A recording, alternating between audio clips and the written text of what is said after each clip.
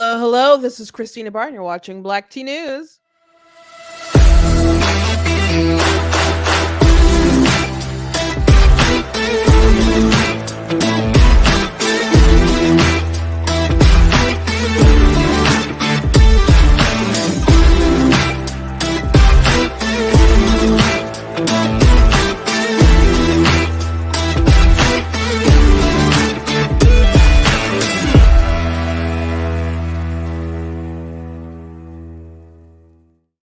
Hello. Welcome to Black Tea News. I'm your host, Christina Barr, and today we're going to be talking about this comment that AOC said in an interview about immigration, where she really said the quiet part out loud about immigration. And I suppose what the end game is for folks like her.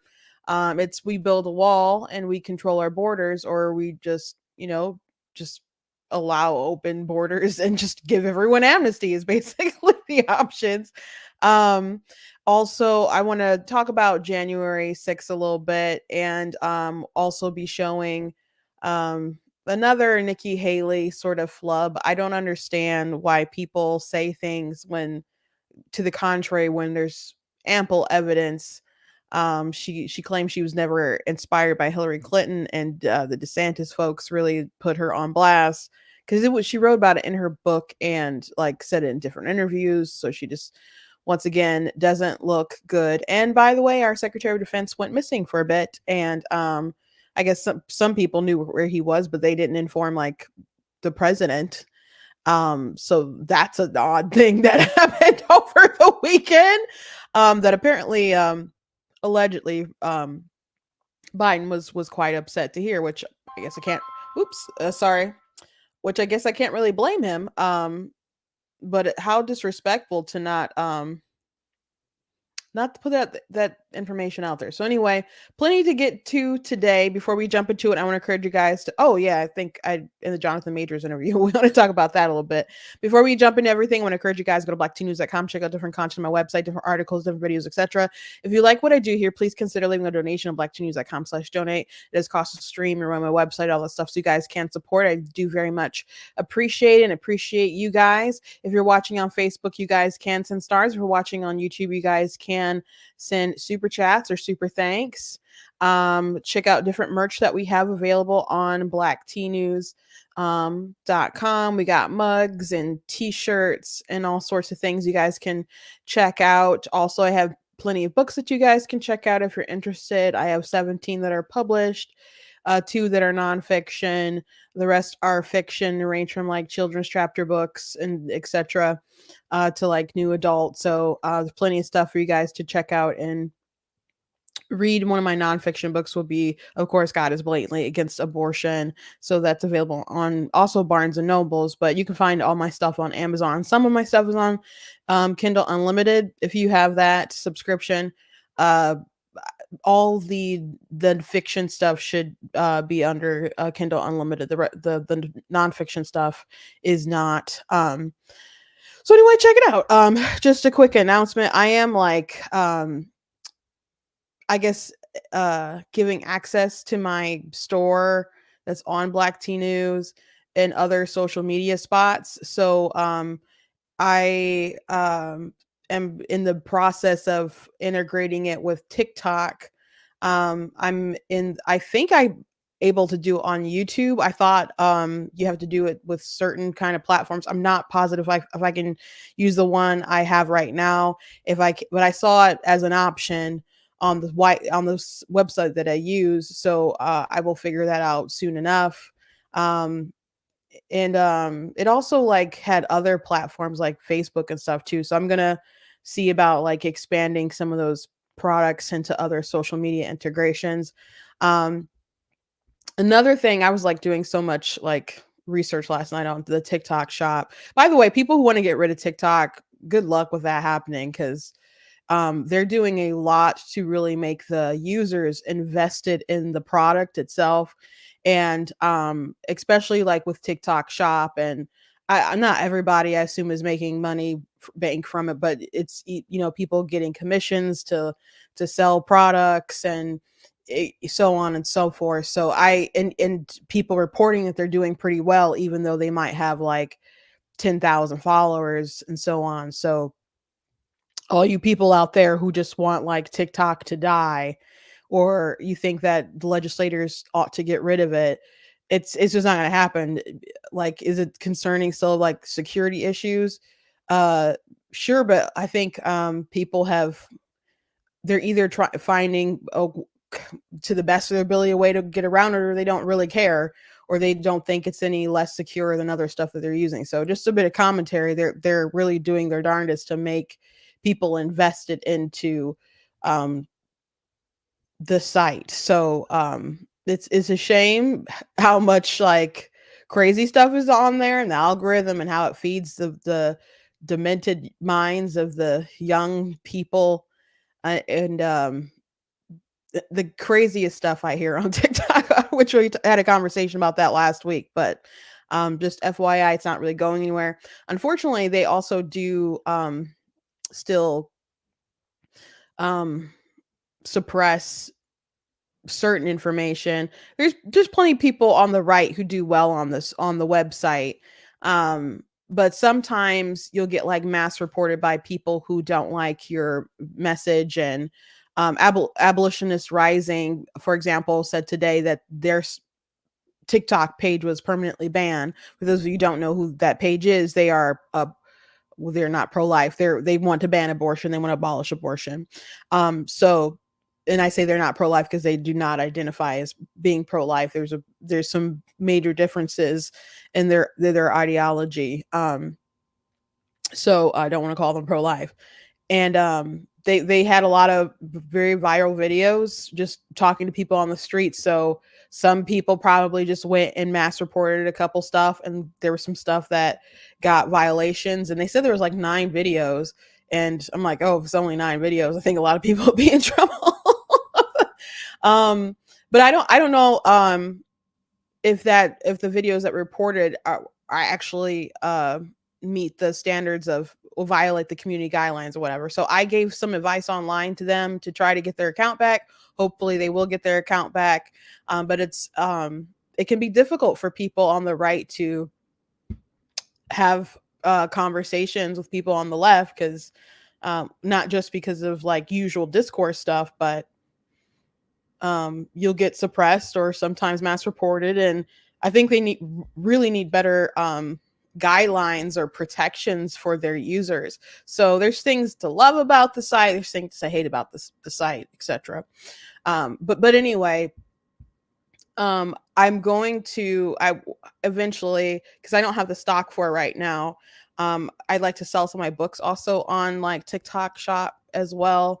And so they'd be like autograph copies and stuff. So I'm gonna try to figure that out. And I guess once I figure that out and get some stock in like that, I'll try to make that available other places. I just don't keep stock like that on hand. So I direct mostly people to just go to Amazon. So I'll let you know about that in the future. Just wanted to give you an update on what's going on. Sorry for the long intro. Before we jump into the AOC situation, I guess I want to talk a little bit about January 6th a bit back in the day.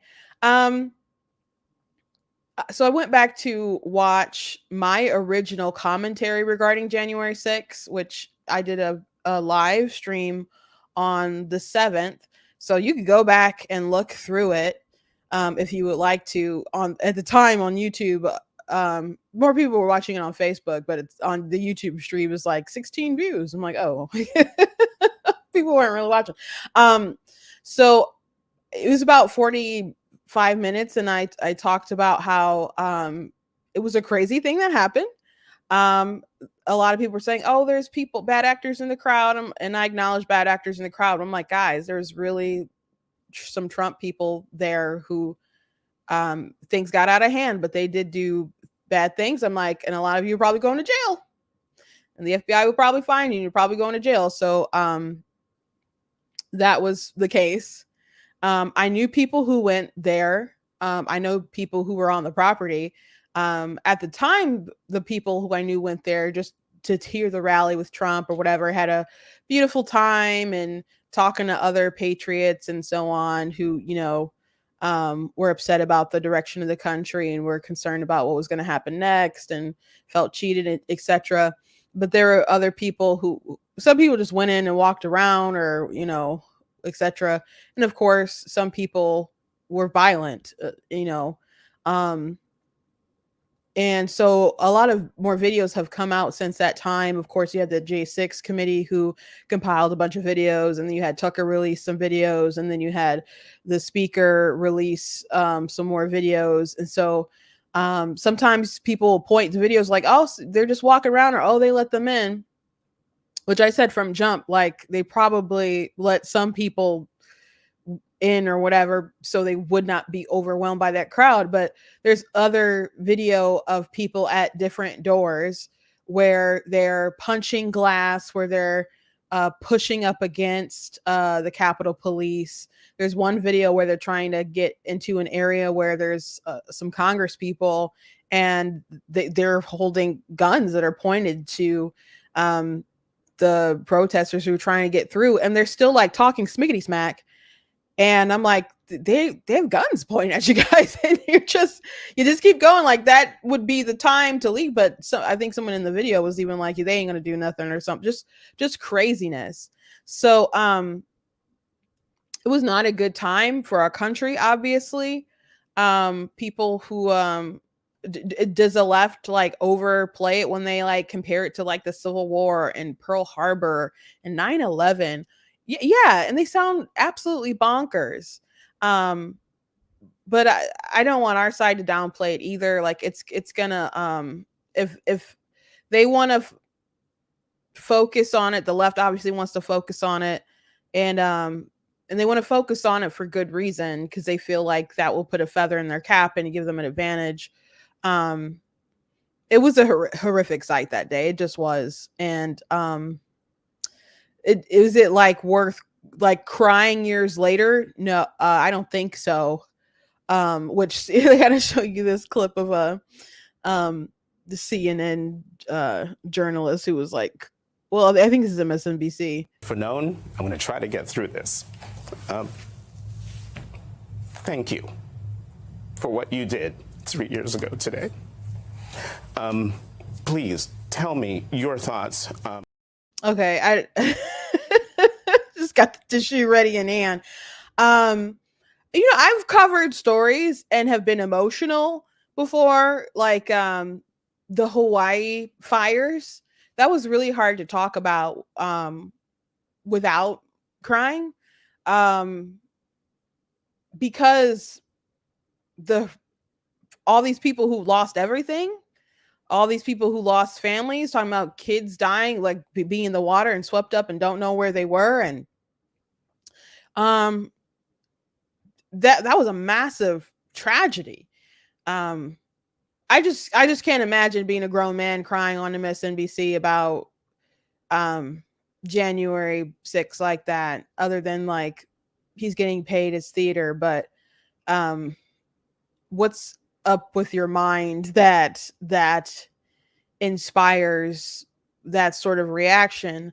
And if it's because you really feel like we were so close to losing our democracy, when the truth is they cleared out those people and they were still able to perform the transition of power not too long after they cleared them out and stuff. It's, you just got to put like we were not about to like lose the country that day. We just weren't. Like definitely a riot.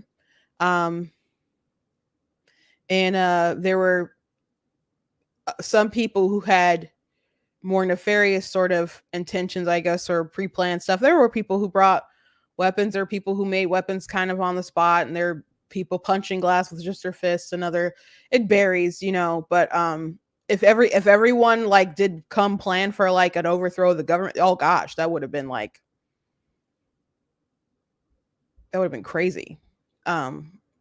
But did all those people come armed to the teeth ready for some kind of revolution? No. Many of them just came to air their grievances, and provide emotional support as Trump tried to like emotionally pressure legislators and Pence to do what you wanted. So it was a crazy time. Vivek Ramaswamy was calling it Entrapment Day on Twitter. So people were pointing out a clip from him from years ago when he admitted that he had cried that day. This might be controversial to say, but I think that when I saw the disgrace that unfolded at the footsteps of the Capitol on January 6th, I cried. I was in tears when I watched on television that day. So, I guess it's not so crazy. I was just kind of more like, it was unbelievable. It was surreal. It was very surreal. Very surreal. But, comparing it to like, was one kid who works with the DNC. He has a big TikTok following. I can't remember his name. It's not Harry Sesson, it's the other kid. But he actually said that it was his generation's 9/11 and the disrespect. He ended up taking down that video because he got just blazed, and I was a person who blazed him. But no, it's not the same thing. As someone who lived through like 9/11, definitely not the same thing. And I wasn't in New York. I was in Michigan in middle school, watching the TV, absolutely horrified. Still not the same. Still not the same at all. Not in damage or scope or people harmed. Not at all. Not at all. Not at all. Joe Biden made a speech about Trump, comparing him to Hitler. Basically, like his pitch is like, he's Hitler, I've got a soul of the nation, etc., blah, blah, blah. And at one part of his speech, he mentioned for the first time in our nation's history, people tried to use violence to try to interrupt the peaceful transition of power. People broke windows. And as he's describing what happened, I'm having flashbacks to Trump's inauguration with people's, smashing windows and acting crazy and all sorts of stuff. Now, I didn't witness like people smashing windows and stuff because I left a little bit early as he was giving the end of his speech. It was cold. My feet felt kind of frozen and floppy at the same time. And I told my sister when he was kind of revving up toward the end, once you hear enough Trump speeches, you kind of know what they're about. I was like, let's go. Let's go. And we left maybe like, 10 minutes before. Maybe 10 minutes is a lot, but we left a little early and we got back on the train. We went back to our hotel and our family was just like, are you okay? You guys okay? And we looked on the news and like someone said a limousine on fire. They were smashing out windows, doing all kinds of different stuff. So there are people who are violent, trying to disrupt the peaceful transfer of power. And we all know that woman who screamed, no, that person. And then there are people, when we went to the inaugural ball, there are people attacking mostly elderly white women out in the line as we were trying to go in. And me and my sisters, we thought that we're like, people are going to like attack us and we were going to have to like fight in our ball gowns because Yaktown, don't back down. That's what they say about Pontiac, where I'm from. So but no one ended up messing with us. But and then we went early for the ball. So there were, I guess, more protests and stuff outside. So I ended up meeting Lauren Southern. And by the time she got in there, her voice was like gone. Like it was really, really hoarse. And so She was, told me I looked good in my dress, and we took a picture together. But her voice was gone because she was like engaging with the protesters, so she just had no voice. So pretending like their side is like respectful about the order of things when they're not in power is ridiculous. And we just all need to be better about it, I guess. But they don't accept elections when they don't win them. I think Republicans are getting to the point where too many of them don't accept the results if Republicans don't win. It's becoming a long pattern now. And I'm not saying people don't do shady stuff in elections, but to the degree that so many people are making conspiracies about, no.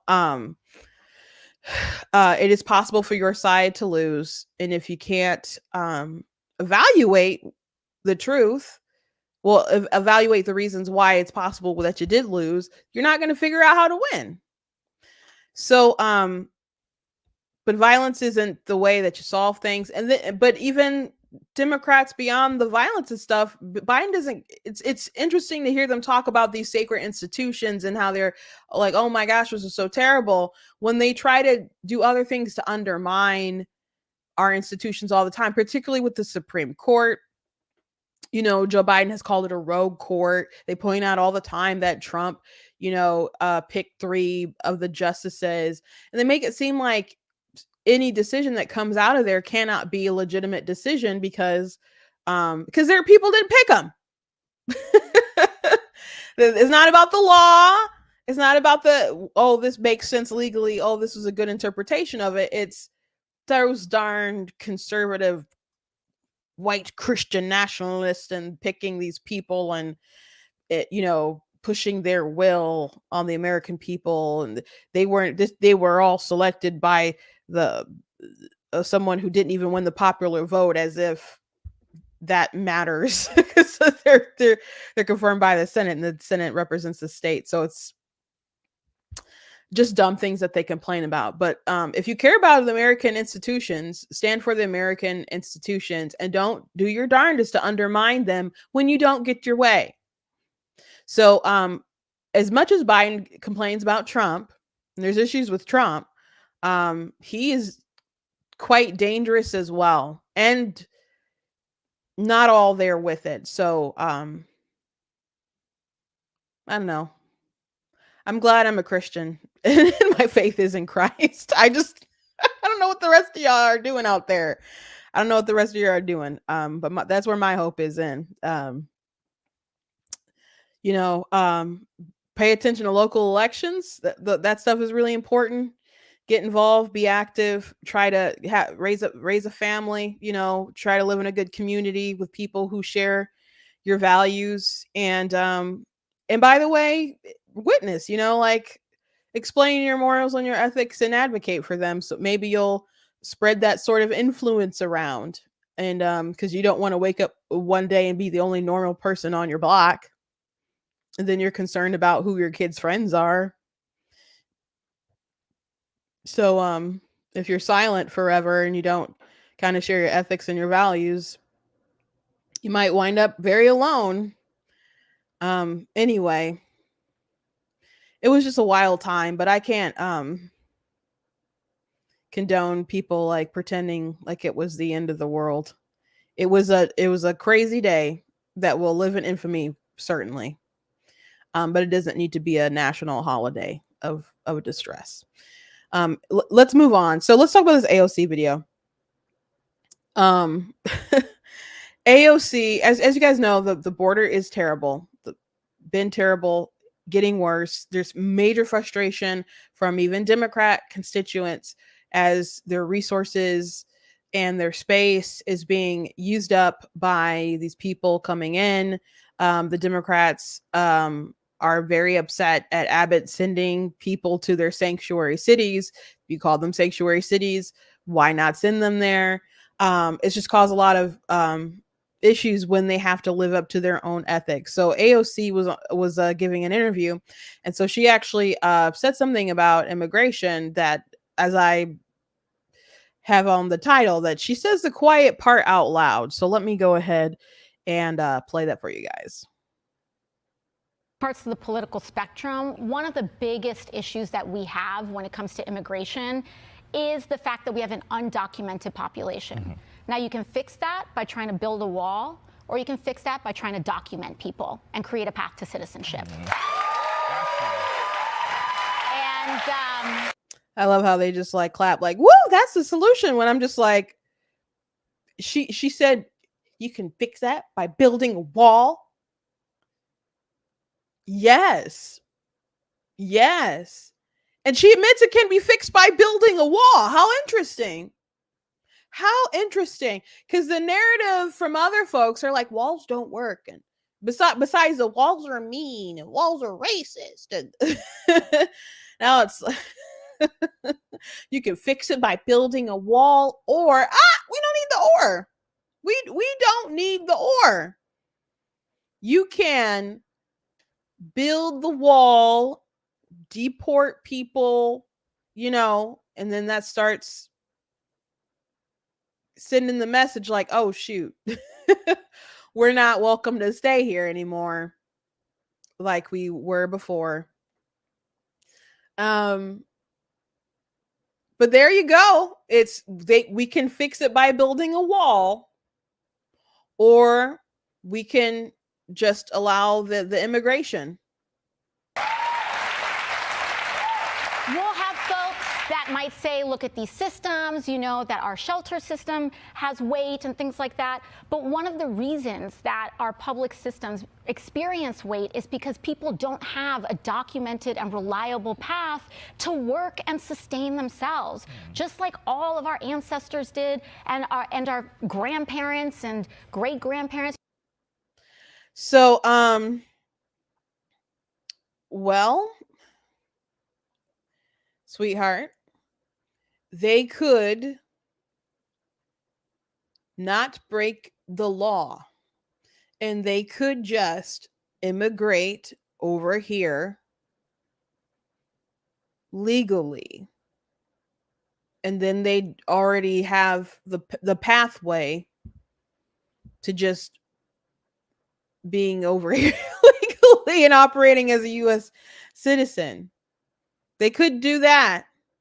They could do that. But the thing about people coming over and you're saying we could build a wall, or we could just make it legal and give them a pathway and amnesty and all that stuff, you're just going to incentivize more people to keep coming.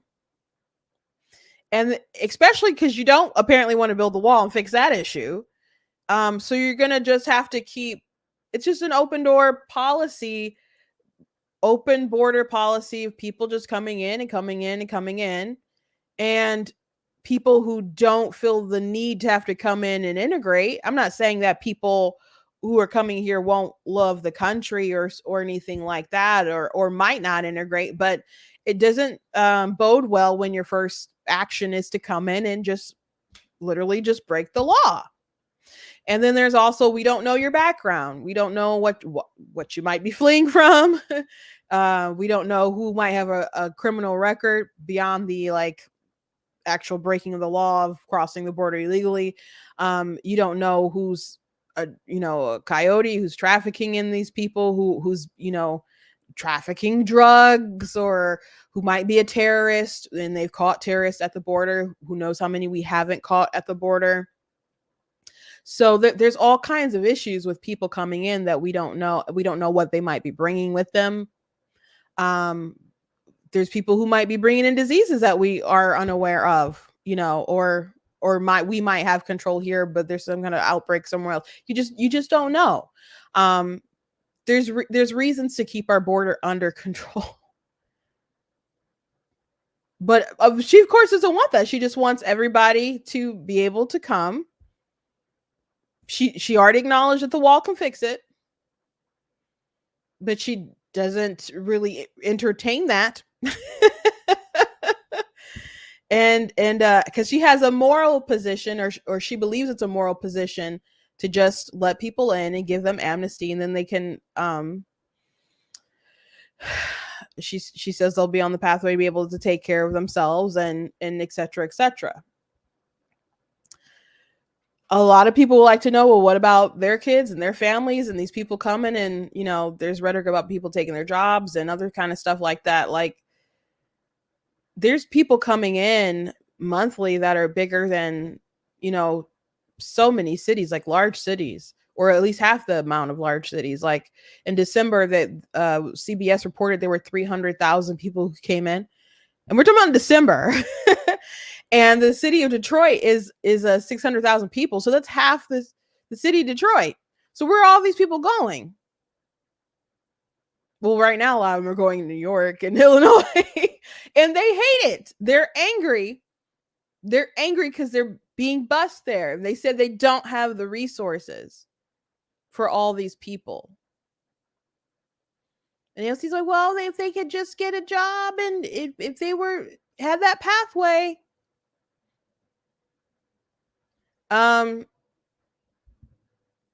If you're coming in fresh off of the border anyway, like what do you want us to do? Just hand them you congratulations. Like it's a boss level of like a video game. Like you made the journey. So now you like your Sonic going through the golden ring, or your Mario touching a flag at the or something, and you get to come in and like, you achieved the level. Now you are a U.S. citizen. Because you passed the level. So here's your papers. Go on and get yourself a job and magically a place to live or something. They'll still be taking resources as they try to get everything in order. That's what people that will immigrate over here. They'll establish themselves, and I'm talking about legal immigration. And then they'll send for their families. That's how it usually goes. And once you get your pathway to citizenship, it's more likely that they're gonna, once you stay on that journey, it's likely that they're gonna let other family and stuff come in as well. But that's if you do it legally. But not all these people should not get some kind of reward for breaking the law. I just keep hearing Jim Carrey from Liar Liar when someone would call him for legal advice, and he picked up the phone. This is like toward the end of the movie, like we're getting near toward the end of the movie, and he's just like exhausted from the curse of his son's birthday wish where he couldn't tell a lie, and so he just picks up the phone. He's like, "Stop breaking the law!" So yeah, stop breaking the law. Stop breaking the law. But these people who are like, no, we don't want open borders. Of course they do, because they literally know how to fix the problem, but they don't want the problem fixed. They don't. Well, if we stop criminalizing things, then you won't have crime. Fair enough, AOC. Fair enough. Anyway, let's talk about this Jonathan Majors interview. I did a little like YouTube short. I talked about it live, the case after the verdict. But on a TikTok video, I said it was like the darndest thing. It was a trash thing for him to do, for him to cheat on his girl, which he's acknowledged. And that's about pretty much all the accountability he's willing to take. Like, I should have been brave enough to leave the relationship, to say it wasn't working.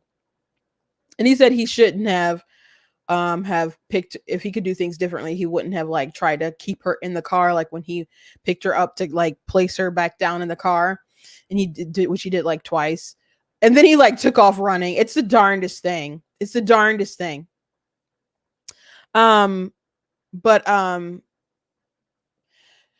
So I explained, I'm like, okay, so he's in the car. She sees the text messages. She like tries to take the phone. The driver says that she was like the aggressor, that he doesn't remember him like hitting her, which, by the way, he's the guy who played, he was in the movie Creed, with Michael B. Jordan. He was like the villain in the movie. So he's not a small man, and he's King the Conqueror. If he was like beating on that white woman, I'm pretty sure the evidence would be evidence. And you wouldn't have to like, and then she would have probably mentioned it to the people around her. And it would have been a matter of, oh, I woke up, my finger sore and I got a scratch on the back of my neck. When the driver also said there wasn't any blood that he noticed, like in the car. So anyway, he tells them to stop. He tries to get out. He tries to keep her there. She won't stay there. So he takes off running, and she's chasing him.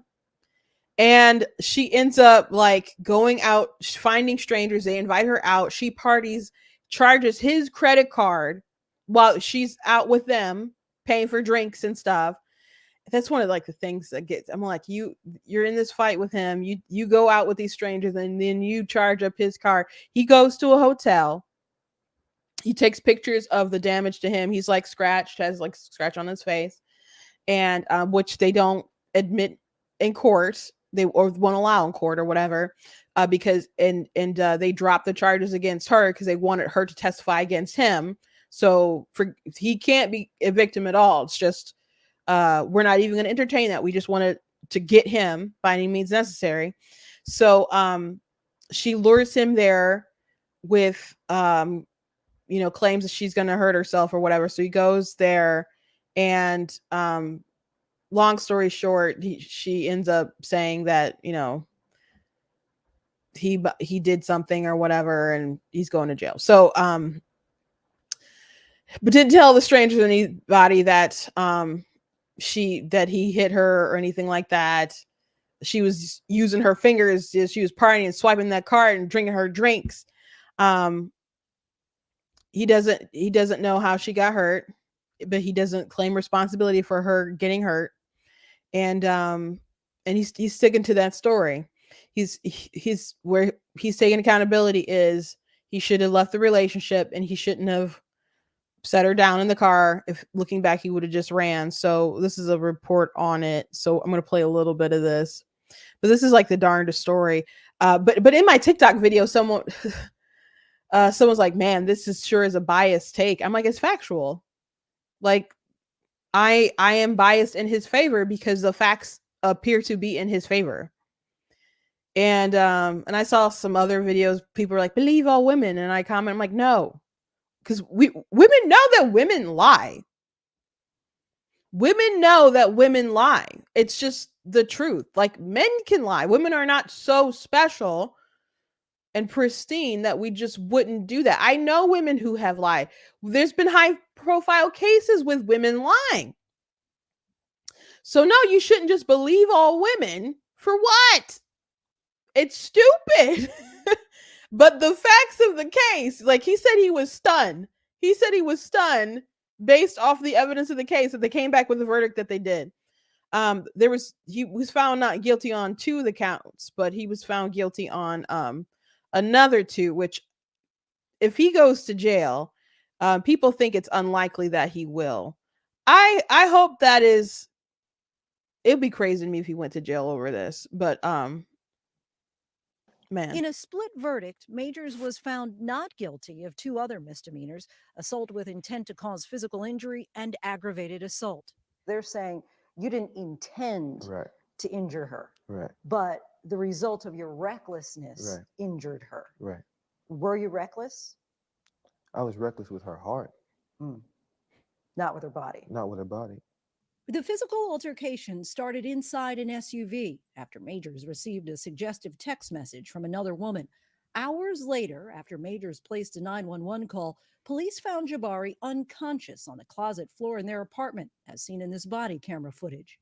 You feel that you did anything wrong on the night of March 25th? If you could. And by the way, she was texting her friend not too long before they came and found her unconscious. So so much of the stuff was sketchy. Relive that night. I wouldn't have picked her up. I wouldn't have picked her up. I wouldn't have put her back in the car. I wouldn't have tried to keep her in the car.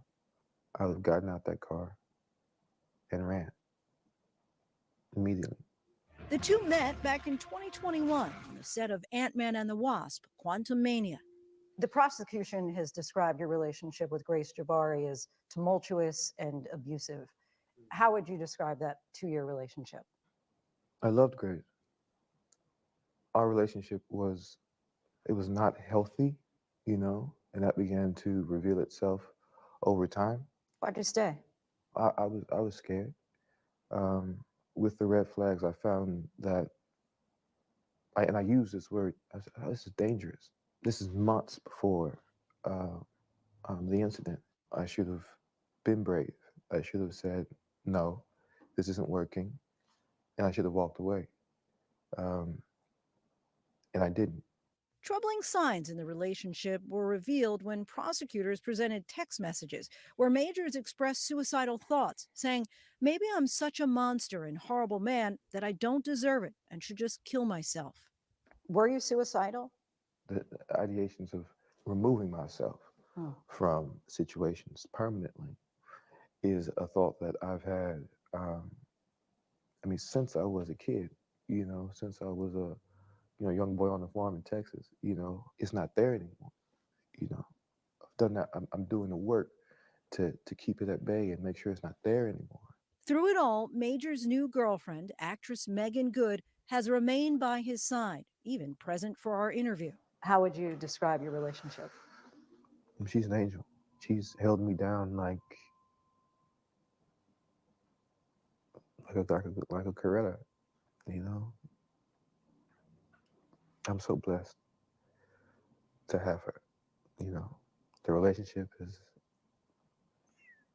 still fresh, but you know, I think I found her.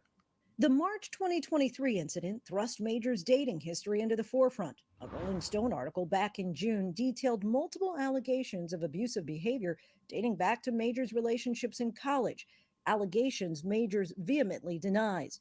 His attorneys offered past partners to defend him. Have you ever had issues with domestic abuse? I've witnessed it, but never participated. You know, I mean, I've been smacked up before, you know, but yeah, never exercised it. Those relationships went back to when I was 21, 22 years old, and I just think, was I a jerk? You know, was I a mean guy? You know, and I go, yeah, knowing what I know now, like, oh, severe depression, childhood trauma. I've had very few relationships, so I can gather what situations we're talking about. Yeah, I was not the best boyfriend all the time. But never hit a woman? Never hit a woman. My hands have never struck a woman, ever. After gaining critical acclaim for films like The Last Black Man in San Francisco, Major's once red-hot career is now seemingly at a standstill. And how are you feeling? Moments after the verdict, Marvel Studios dropped him. He was set to play the prominent character Kang in upcoming films. I am Kang! But despite the possibility of serving time, Majors believes the script for his career is still being written. You think you'll ever work in Hollywood again? Yeah, I do. I pray I do. But it's God's plan and God's timing.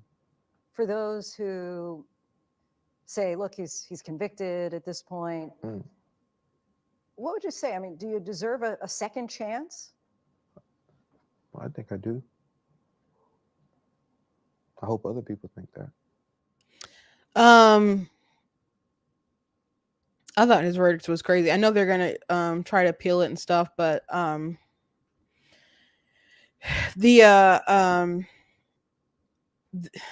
just don't want people to be confused and feel like the jury was like, oh yeah, he like wailed on her or something like that. They feel that he was reckless in causing the injury or whatever. He says he didn't cause the injury. He has no idea she got the injury and stuff in the interview. I don't suspect or believe, I guess, based on the evidence that I'm aware of, that he did cause those injuries either.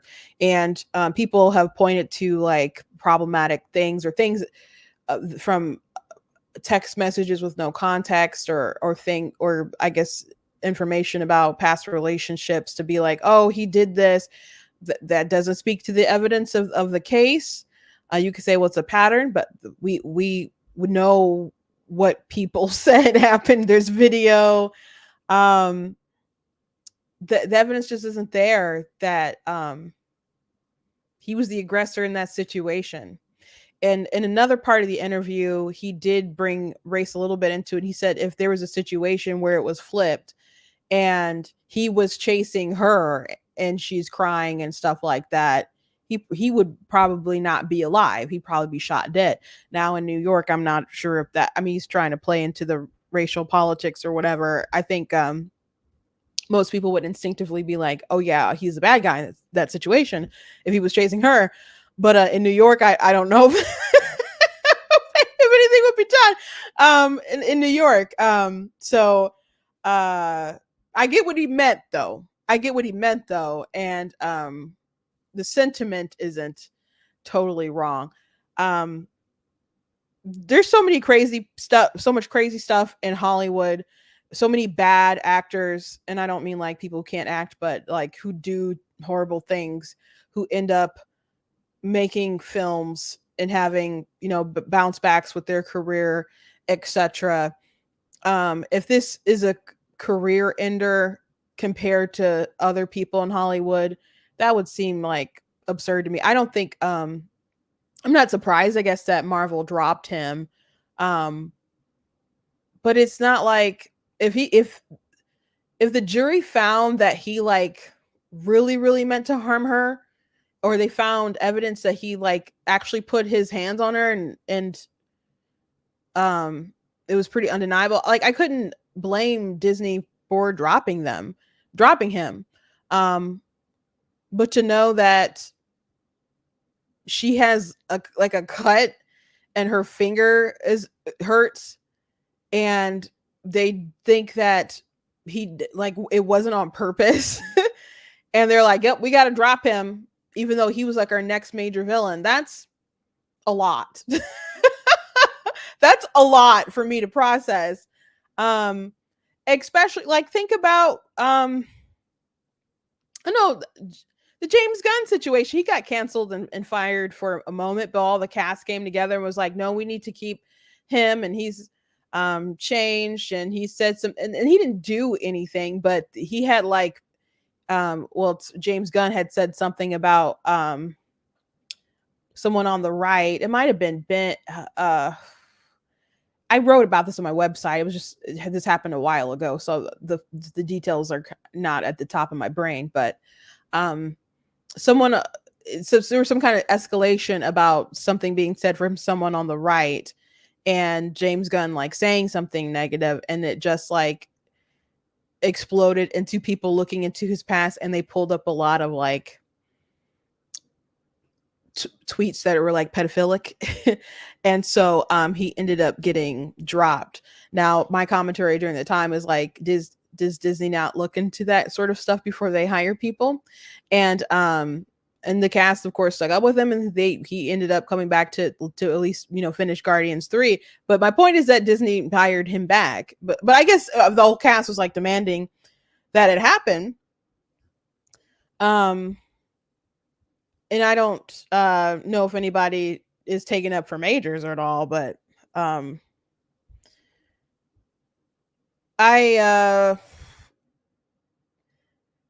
something I don't think the evidence points to him actually doing. But even if he did do it, it's still being an accident. And knowing that there's people who said that she was the aggressor and that he had cuts on his arm and his face, and they just would not entertain her being an aggressor at all. It's just wild to me. And so they're all professional pretenders. It's not the most important career in the world, but I think he got dealt an injustice. So I think it would suck if he was never allowed to act again, I guess. Excuse me.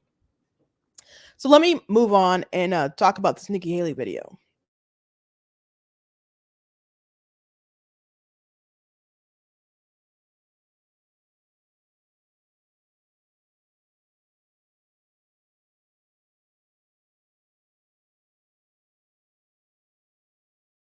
once said Hillary Clinton was an inspiration. You know, I often say that the reason I got into politics was because of Hillary Clinton. I didn't know her, although I had met her several years before at a women's professional event in Greenville, South Carolina. At that event, she had inspired me to run for office and make my voice heard, and in some ways, she remained inspiring. She is actually the reason that I made the jump. Because you write about her being a big inspiration for you. I went with my friend Eleanor Kitzman to a firm and leadership program where Hillary Clinton was speaking, and I walked out of there and I said, I'm running for office.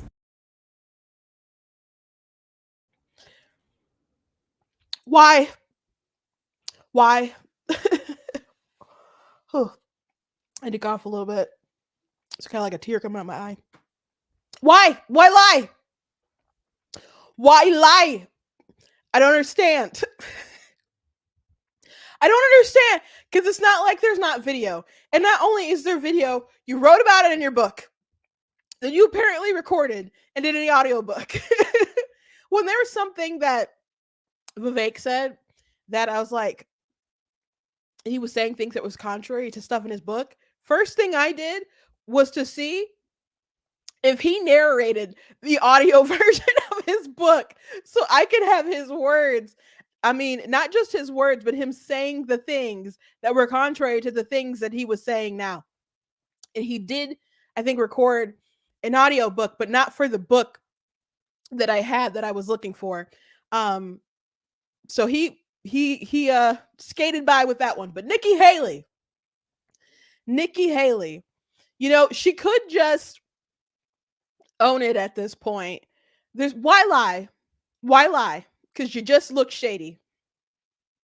And this isn't the first time. And if you've been watching for a minute or just been paying attention to the primary at all, you know this is not the first time she's been caught in a lie. That someone points out something unflattering, and she just pretends like she didn't say what she said. Even though there's interviews and all this evidence where she said the thing. All of this evidence. So it doesn't make any sense. It doesn't make any sense why she keeps doing this. Other than the fact that she has so little respect for the voters.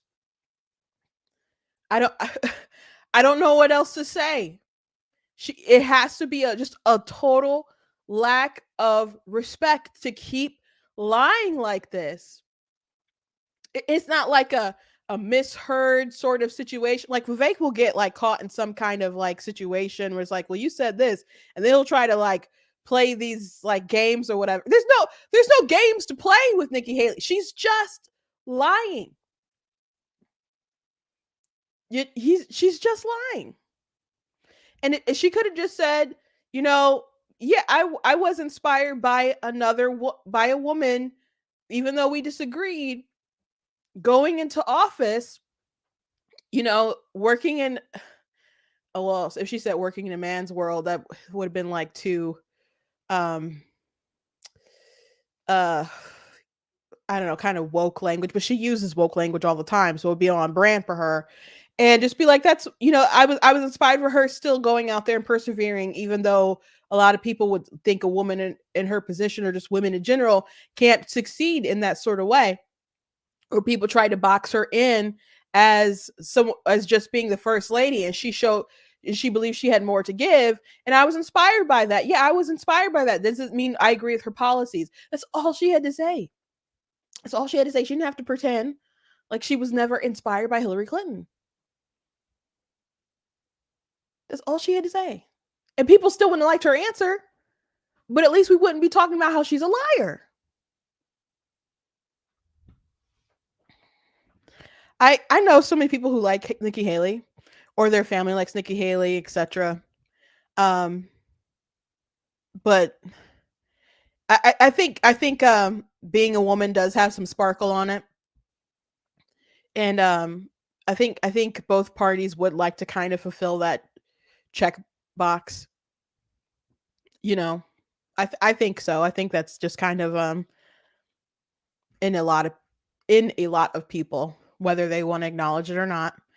And and people like the middle of the road approach, like the mom, like, oh, we can come together. She said something the other day.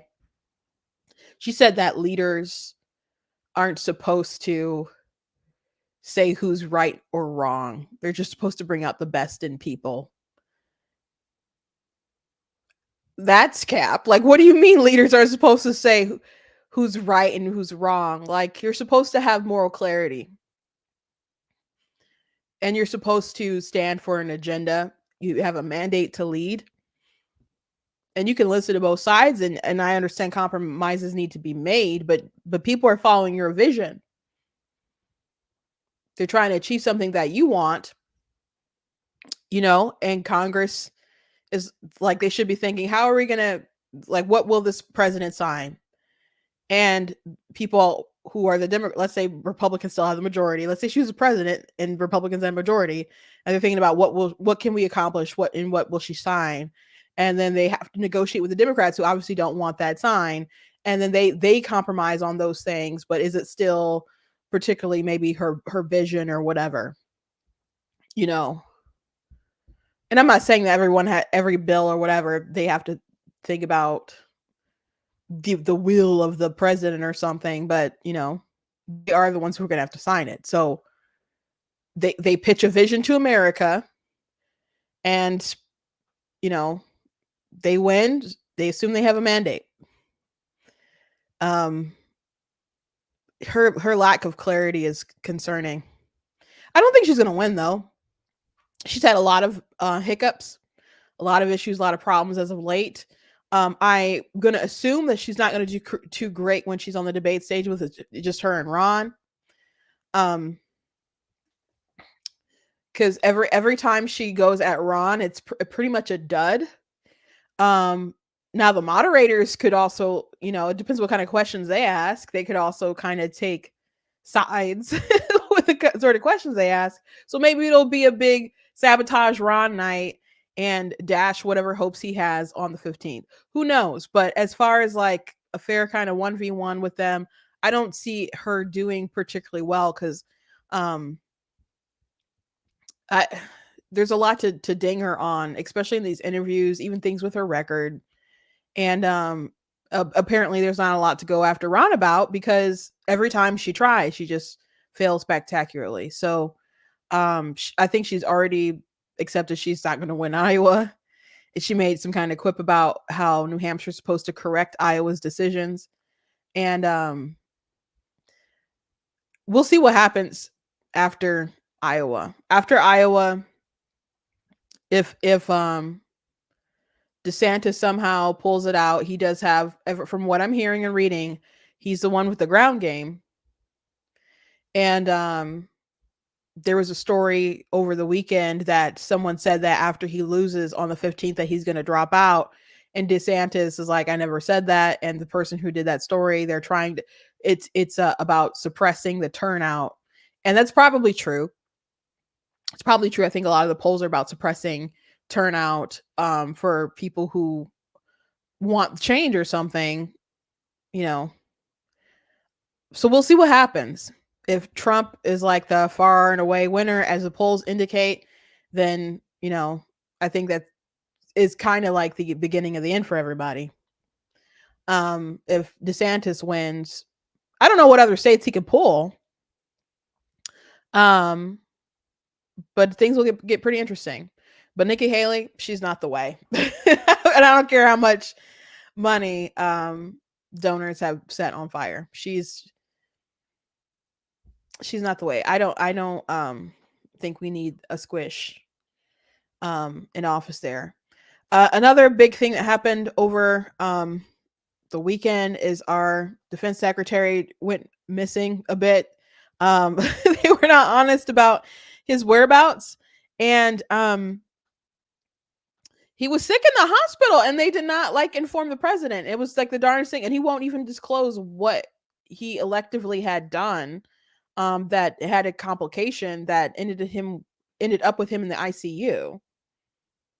Tonight about why Defense Secretary Lloyd Austin's hospitalization was kept secret from the public, and as we're learning tonight, secret from the president for several days as well. It comes amid new details that Austin was not only hospitalized this week, but was in the ICU. Ali Rafa has the very latest.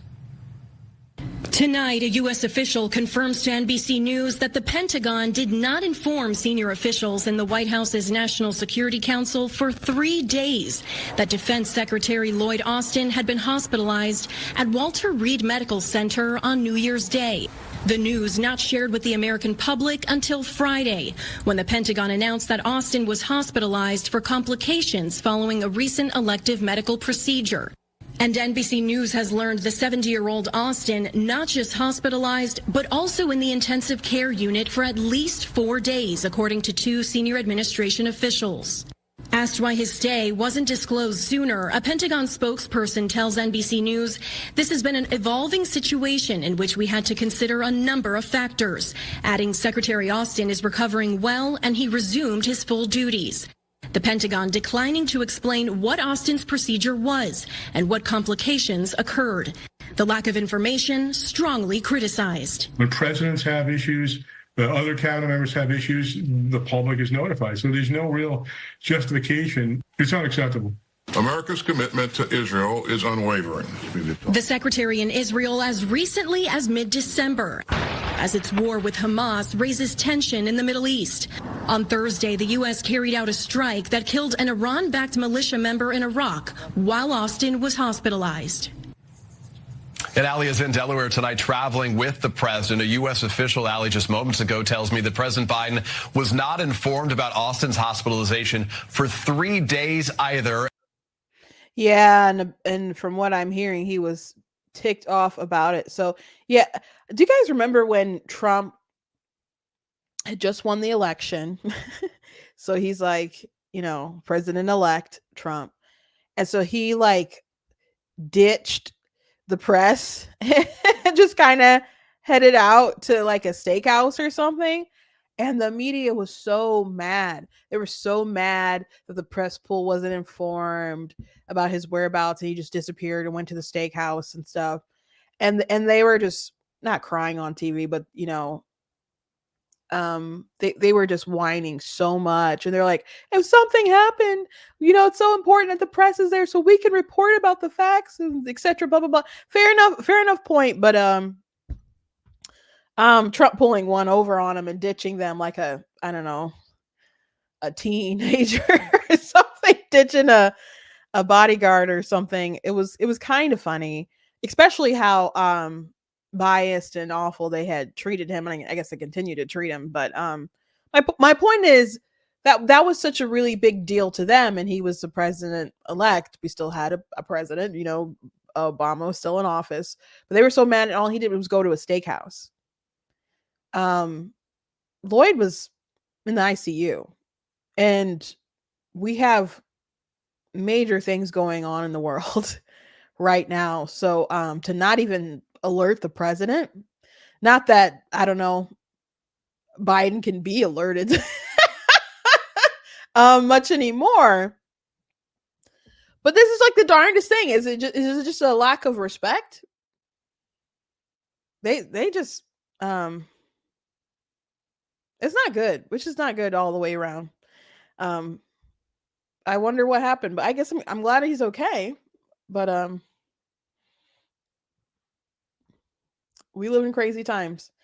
Anyway, thank you guys for joining me today. Please go to blacktnews.com, check out different content on my website, different articles, different videos, etc.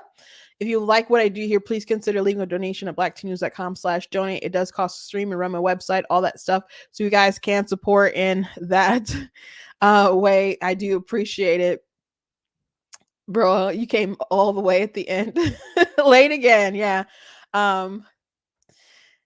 Sorry, you guys can, if you come in live, you guys can just record, just move the on Facebook you can't do it, but on YouTube you guys can just move the browser icon, I guess, back a bit and just start at the beginning of the conversation. You won't be live, but if you want to see the rest of what was talked about. But yeah, we're over. We're done. I'm not going to go 2 hours today or an hour and a half. So anyway, look at different merch and stuff that we have available at blacktnews.com, shirts and mugs and all sorts of different things. Check out my books. It's available on Amazon. I have 17 that are published. And again, I'm working on my TikTok shop situation. So hopefully I'll have some stuff posted maybe tonight or tomorrow. But I'm working it out. And I think I might be able to do it on YouTube and Facebook and other platforms as well. At least it seemed like that with the platform I'm using. I'm not totally sure, but I'll let you guys know. I'll let you know. Anyway, thank you guys. Go Blue. I will not be watching the game, but my dad went to U of M, so he's very excited about the championship game tonight. He'll be watching it from home. My sister's actually at the game. Will be at the game. My oldest sister. So it should be an exciting time. For people. I'm not into sports like that, but I guess I can appreciate that, my dad's college is in the playoffs and he's very happy. So go Blue and enjoy the rest of your night, guys.